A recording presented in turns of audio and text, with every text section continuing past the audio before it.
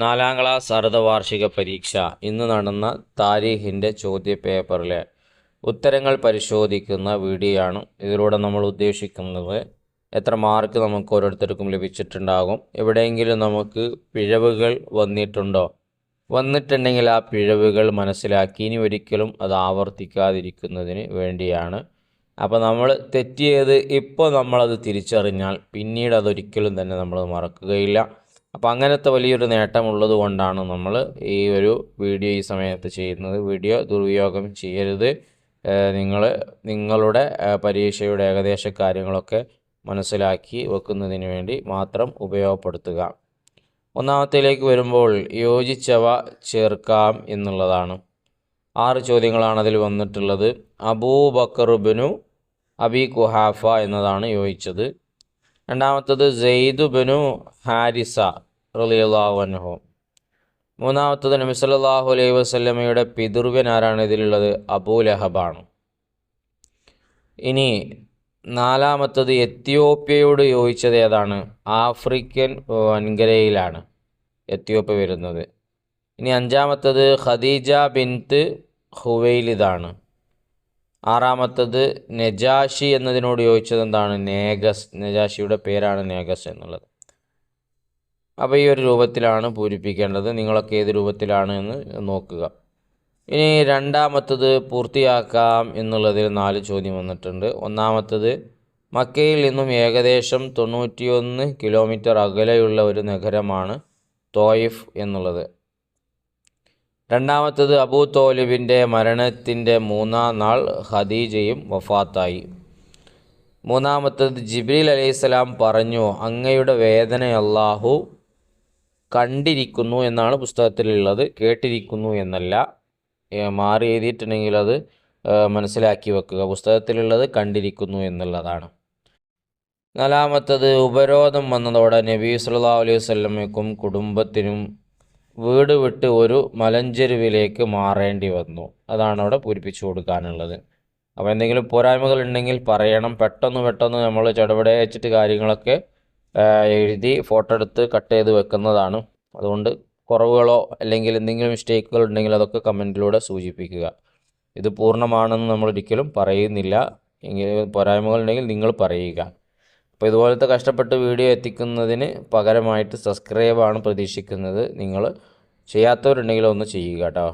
പിന്നെ അടുത്ത ചോദ്യം ഉത്തരം എഴുതാം എന്നുള്ളതിൽ 3 ചോദ്യം വന്നിട്ടുള്ളത്. അതിലൊന്ന് മിഅ്റാജ് ദിവസം മസ്ജിദുൽ അഖ്സയിൽ ആരാണ് നബി സല്ലല്ലാഹു അലൈഹി വസല്ലമയെ സ്വീകരിച്ചത്?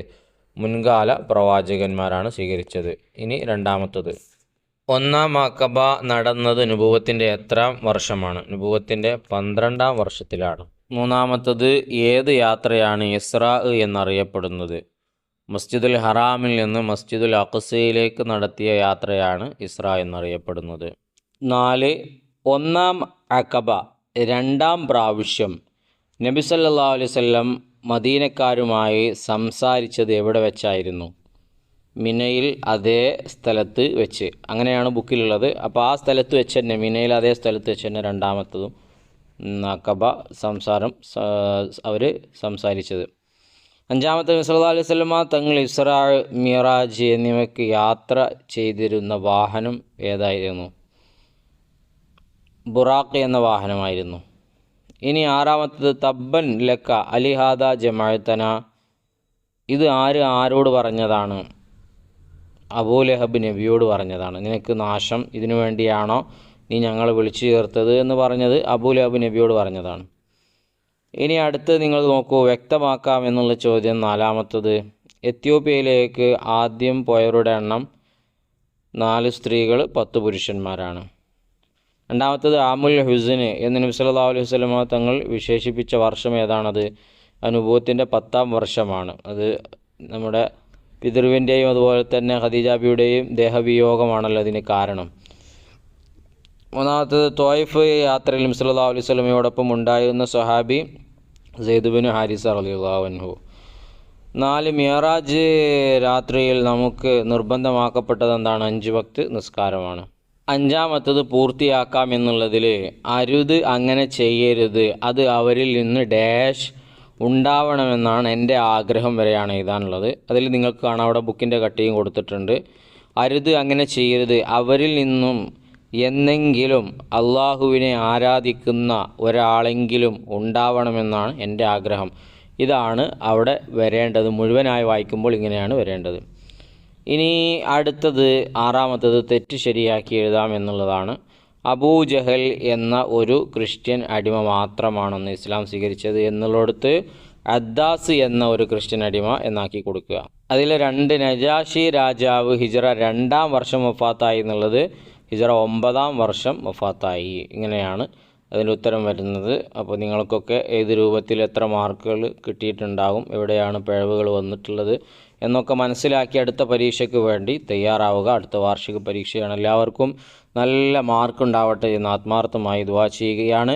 നിങ്ങളുടെ സപ്പോർട്ടാണ് ഞങ്ങളുടെ വിജയം. സബ്സ്ക്രൈബ് ചെയ്യാൻ മറക്കരുത്. ഇൻഷാ അല്ലാഹ് നല്ല നല്ല വീഡിയോകളുമായി നമുക്ക് വീണ്ടും കാണാം.